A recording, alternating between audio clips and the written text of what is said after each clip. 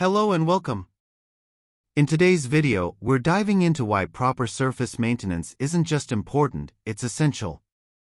Whether it's your floors, walls, or outdoor surfaces, consistent upkeep can save you time, money, and major headaches in the long run.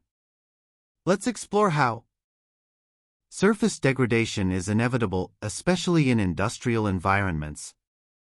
However, without proper upkeep, surfaces deteriorate faster, increasing operational costs and reducing safety. The first step in effective maintenance is understanding what causes surface degradation. Environmental exposure: surfaces exposed to Nigeria's intense sun, heavy rains, and humidity can suffer from UV damage, moisture seepage, and cracking. High traffic wear: repeated use in areas like production floors or loading bays results in scratches, abrasions, and structural wear. Corrosion: metal surfaces are especially prone to corrosion, particularly in coastal or humid regions.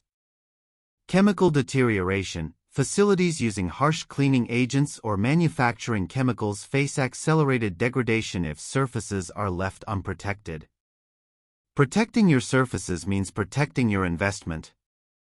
By implementing proactive maintenance, you not only preserve surface appearance but extend their structural integrity and performance.